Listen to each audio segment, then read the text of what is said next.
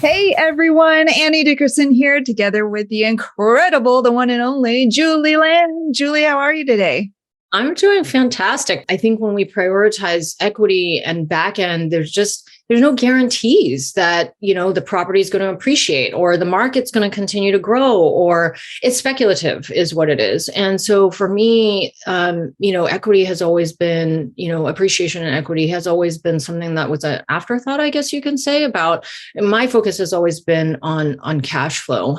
But what has changed, back to your original question, what's changed is that as it relates specifically to multifamily, it's become harder and harder for us to find deals that are actually cash flowing anything really more than 2%. And it was when I got into the space in 2016, I still remember seeing like C-class deals that were a 12% or plus, 12 to 15% cash on cash returns, right? Never did those deals because that was never comfortable. So I did the deals that were in the 10% range, and then it moved to 8%. And then over the last 2 years, it's moved to like 6%. And maybe over the last 6 months, now you're lucky if you get 2%.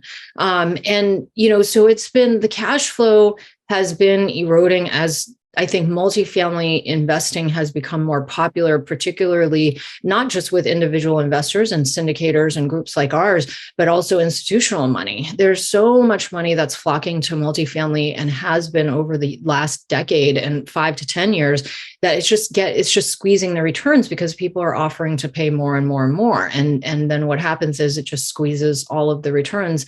And the big institutional groups, they don't have investors that they need to, make a certain dollar amount for. They just really need a place to park money where they can capture that appreciation and maybe some cash flow, and then they can afford to pay more than we can, right? And so yeah, it's a tough environment right now, with multifamily. And I don't like banking on the appreciation aspect on the back end because I think it's very speculative. And so I like the 50-50, that you get some of it now and you get the other, equity bunch on the back end. And so that's how I like to think about it. But yeah, a lot's changed in the last like 5-6 years. And it's, you have to be, I think you can't get overwhelmed by what's happening, and you have to have an open mind, and you have to ask the right questions to understand what the next move is right now.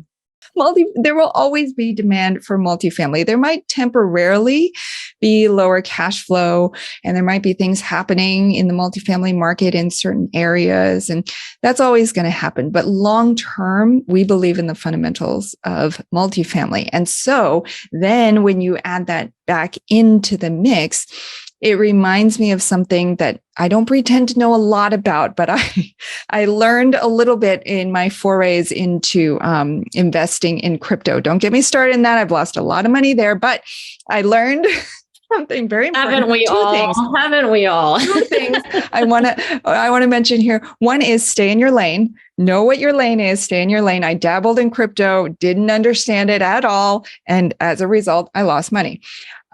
So that's important as you're thinking about alternative assets. Make sure that you really fully understand anything that you're getting into.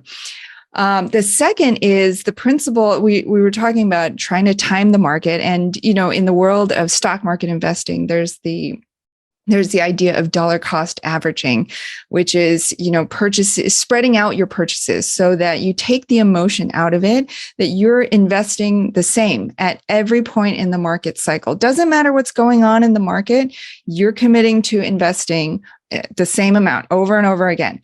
And so what that does is it takes out the ups and downs of the market. And when it's low, great, you're buying more stock, your money goes farther then. But, you're not, it takes the fear out of it because you're just like, yep, I'm just doing the same thing as I always have. Every month I put in this amount.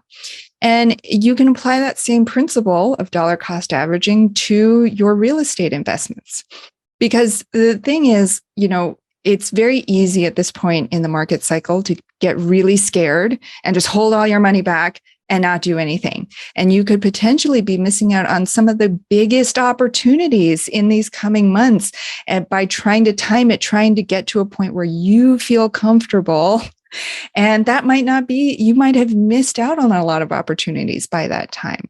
And so I don't know who needs to hear this out there, but it came to me and I thought I'd mention it. Dollar cost averaging, as you're reflecting, as you're thinking about your goals, think about that too, is, maybe, filter out all the chatter that's going on and just think to yourself, do I believe in real estate? Do I believe in multifamily or hotels or whatever it is that you want to invest in long term? If I do, great. Then regardless of what's going on, I'm going to find a way to invest the money consistently, regardless of where we are in the market cycle.